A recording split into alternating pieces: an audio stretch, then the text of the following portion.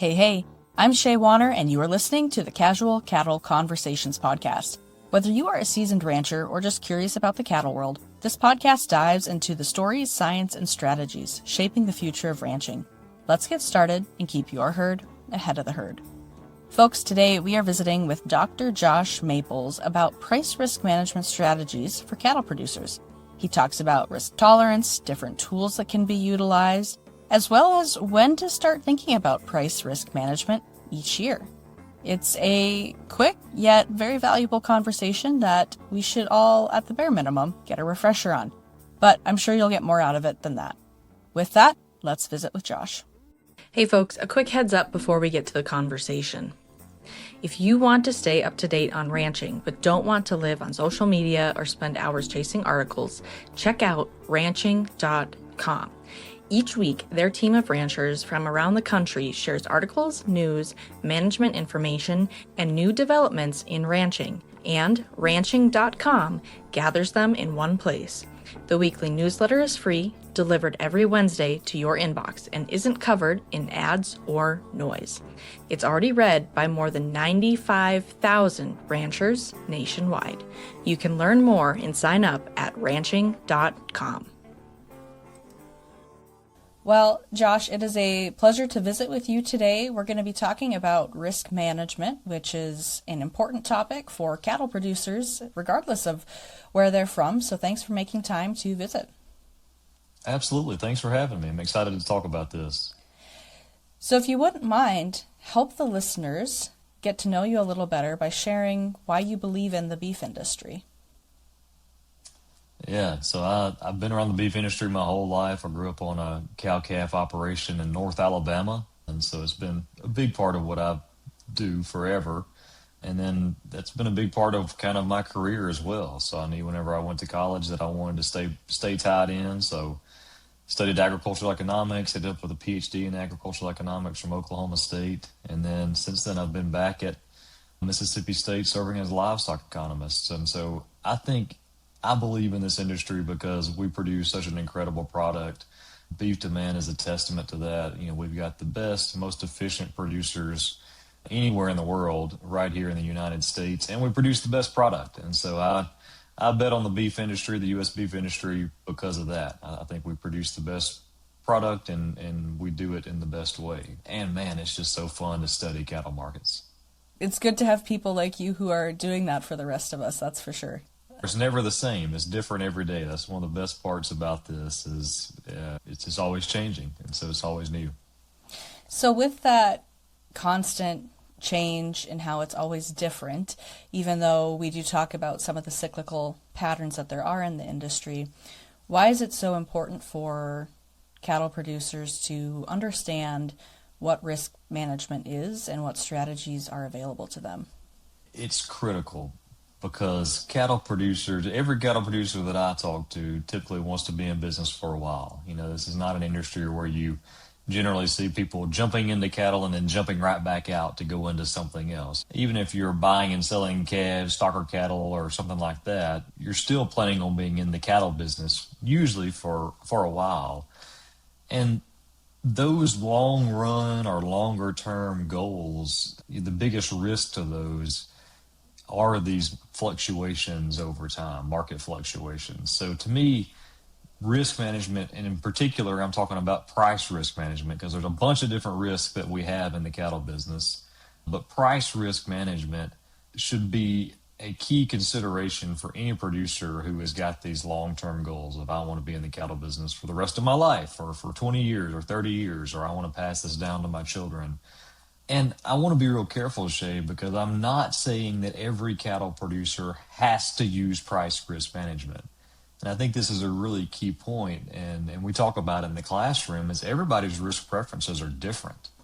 You may like risk way more than I like risk, or vice versa. It's just we all have different levels of risk that we're willing to absorb. Some of us are willing to pay more to not take on those risks. And so I think that's a really key distinction for cattle producers is, you know, you don't absolutely have to do price risk management, but you need to consider it, and you need to think about, what would this do for my operation? How much risk can I tolerate? And part of that is your financial position. If you have very little debt, you're very liquid, you can tolerate some more risk than someone who may be more extended, maybe carrying more debt, to where one bad year or one bad calf crop, for prices for that calf crop, could really crush your entire operation.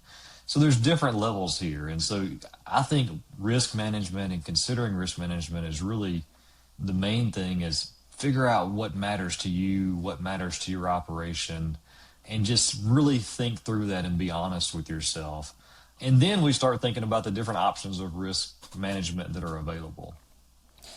So you brought up that financial component of really asking yourself and knowing where do you sit financially so that you know what your risk tolerance can be as a business.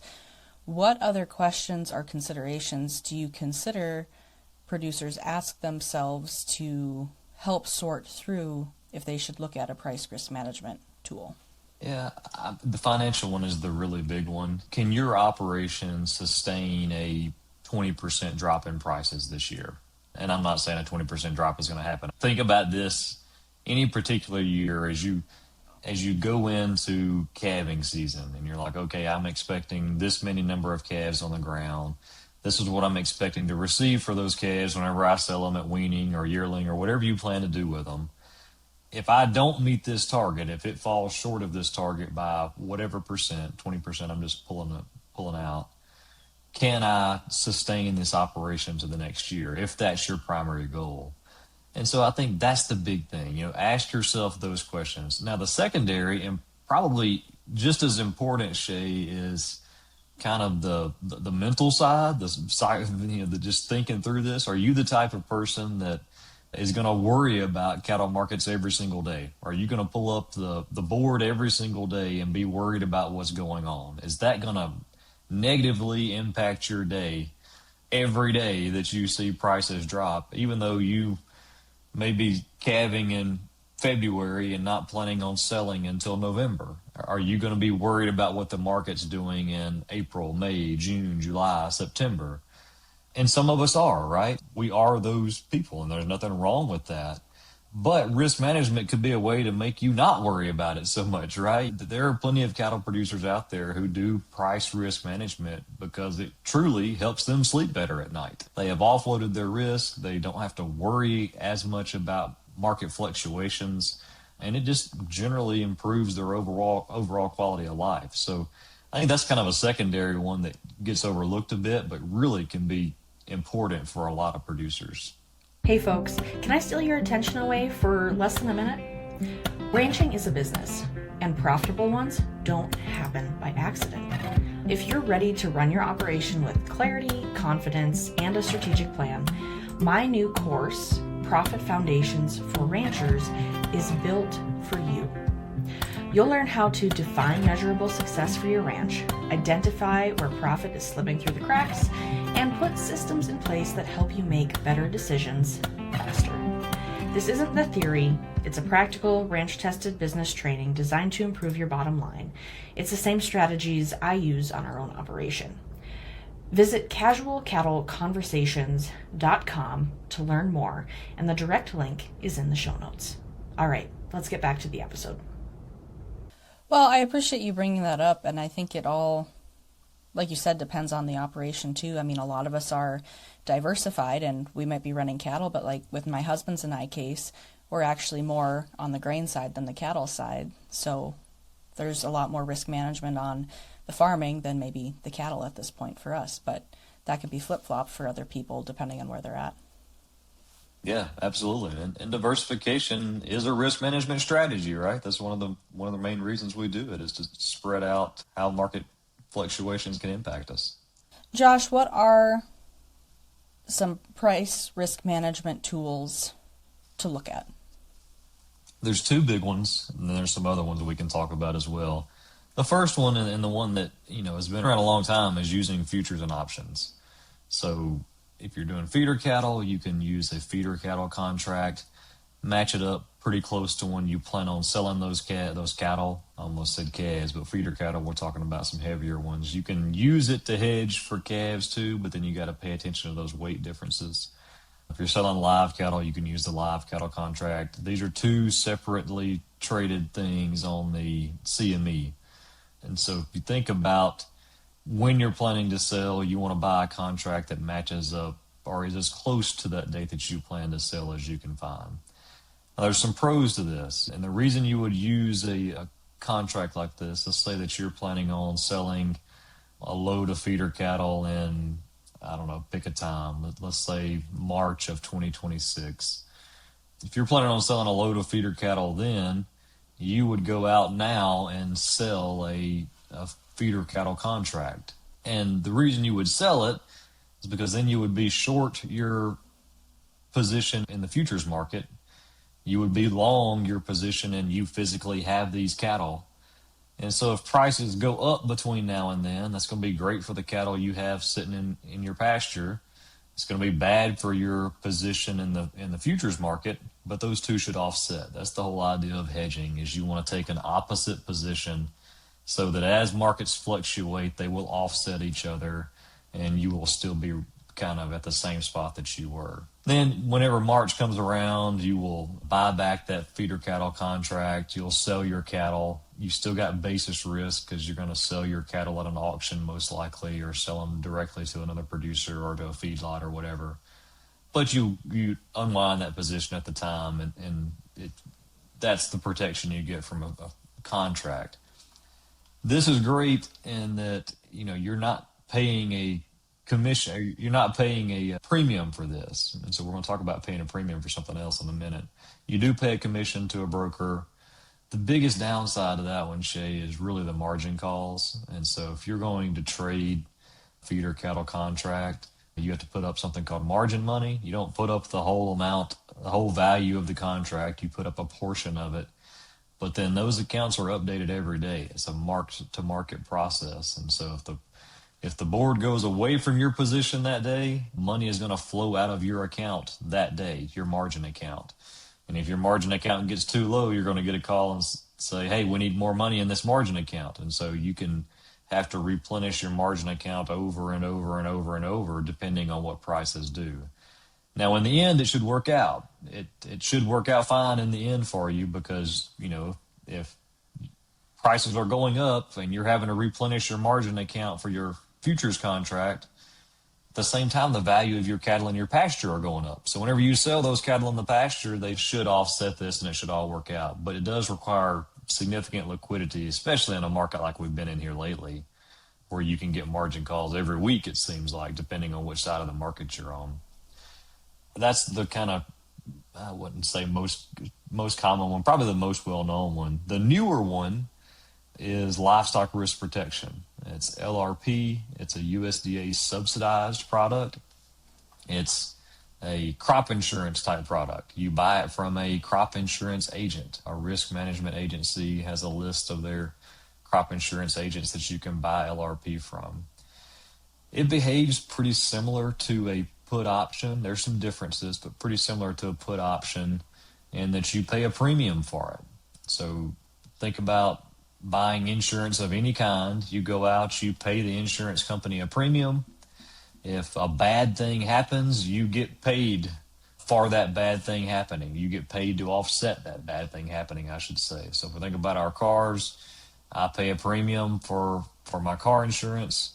If I have a wreck in my truck, the insurance company will cut me a check to cover the value of my truck. Similar type thing here. You pay a premium for LRP. The value of that policy is the value of your cattle at the time that you plan on selling them. So think weight multiplied by price. And then if the bad thing happens, in this case, would be that price drops on you below the trigger level that you have chosen, and you'll get paid out a difference between where price dropped to versus the coverage level that you chose. So the great thing about LRP is you do it on a per head basis. You can do it on 1 head, 2 head, 3 head, 4 head. It's fantastic for producers with smaller numbers that, don't have 50,000 pounds of feeder cattle they're planning on selling. The downside is you are paying a premium. You're not getting that premium back. If at the end of that coverage period, prices have gone up, great for your cattle in the pasture, but you don't get to, go offset that LRP policy somehow. You just lose out on your premium, and so you subtract that from your overall revenue. Those are the two big ones, Shay. We can get as deep into those as you want to, but LRP, futures and options. Some other ones that people do use, maybe a little less common nationwide anyways, is maybe trying to do some forward pricing. So maybe you can find somebody that maybe it's a feedlot or another stocker producer or somebody that's willing to go ahead and lock in a price with you for the future. So they know you're going to have some calves coming off of the cows at weaning time, and they're willing to go ahead and lock in a price with you a couple of months in advance. That's way more common on the grain side, like you mentioned, but that does occur in cattle. It's a little bit. So that's a forward contract if you can find an opportunity to do that. But those are the big three, and they're really are good tools, and they're going to fit producers differently depending on what their risk preferences, risk ideas are. Okay.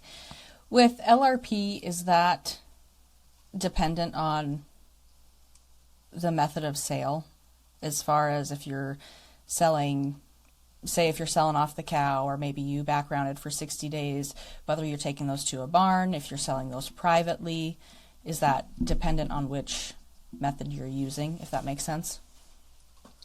It's not dependent on the price you actually receive for your cattle. So LRP is triggered by the feeder cattle index, the CME feeder cattle index.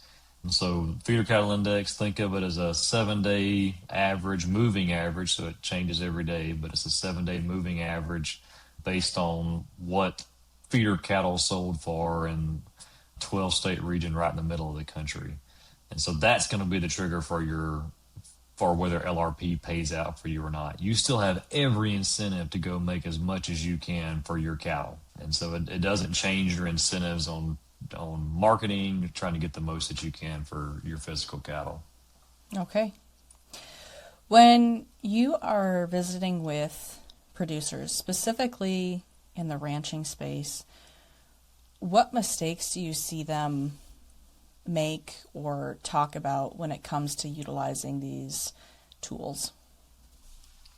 The most common mistake is just not having a plan or a time of year when they look at this. A lot of times we're way too reactive on risk management. And so take the last couple of months, we've seen a lot of movement, really the last month and late October, early November, saw a lot of movement in prices. So I would say I got more interest or more people asking me what is LRP in the past month than I did in the previous 5 or 6 months. And so a risk management plan really should be something you think about every year, is usually how it works for a cow-calf producer. Maybe once you get the calves on the ground, I mean, it's different for everybody, but here's a common one. Once you get the calves on the ground and you see kind of what you're going to have, you've got a plan for when you're going to sell them. And then you say, okay, here's what I intend to do. Is there a price risk management tool that fits what I want to do? And am I willing to pay that if it's something like LRP, or am I willing to deal with the margin calls if it's something like futures, or am I willing to buy an option if I'm using an option? That, I think you just need to have a scheduled time every year where you think about, okay, what risk management options do I have? Do they fit my goals for this year? That's the most common mistake I see, is we just wait and we're more reactive. We wait and see volatility in the markets, or we see prices drop, and then we start thinking about, let's go do some risk management, when it really makes more sense to be more kind of scheduled throughout within a year. Is there anything within the risk management topic that you don't think the industry talks about enough that you want to shed light on? One of the things that we just don't really talk about enough is, and I've kind of alluded to it already, is price risk being just as important as a lot of the other risks that we consider in cattle production. I mean, cattle producers, we spend a whole lot of our time trying to avoid risk. A lot of what we do in the cattle industry is trying to avoid health risk, death loss risk, lots of risks that we face all the time. We face weather risk, we face all kinds of risk. And so we're really accustomed to it. And I think that the more attention we could put towards, hey, let's just make this a scheduled part of what we do. You know, I'm going to vaccinate my cattle this time of year. I'm going to breed my cattle this time of year. I'm going to calve this time of year. So I'm going to put them in this particular pasture to calve in because I can see them better or whatever. You know, a lot of this is really risk avoidance type stuff. Let's mix in there too, hey, this is the time of year I think about a price risk management plan and how it fits in with my goals of my operation. I think we talk about it, Shaye. I don't want to say nobody talks about it, but the more common we can make that, I think the better off we are. All right. Josh, do you have any resources that you want to share with the listeners? So I do write a newsletter every week. I think you have had Dr. Kenny Burdine on before, so he and I actually collaborate on a cattle market notes newsletter. Totally free, goes out on Monday. We work with James Mitchell at University of Arkansas. There's also some publications out there on the Mississippi State Extension website and a lot of other extension services. So I'd encourage you to check out whichever state you're in, check out your extension website and reach out to your extension specialist. And in most states, there's somebody out there willing to talk to you about these things as you're trying to navigate these topics. All right. Well, thank you for your time today and sharing this information with my audience. Thanks, Shaye. I appreciate it. All right, folks. We will include some links to that information as well as any other resources that may have been introduced throughout the show in the show notes. Remember, the best way to promote or to help this podcast, as well as all your other favorite podcasts grow, is to leave a rating or review, and better yet, share it with a friend who's going to find this information valuable, because podcasts still grow best by word of mouth. But with that, happy ranching. RanchChannel.com. I'll give you just a few seconds to head there on your phone. RanchChannel.com, your farm and ranch network on demand. Bull sales, western events, product information, right at your fingertips on the ultimate cowboy-friendly platform. Want to follow up-to-date markets? RanchChannel.com. No need to dig for information on all these different websites. It's all right there on RanchChannel.com. Y'all are loving it now, aren't you?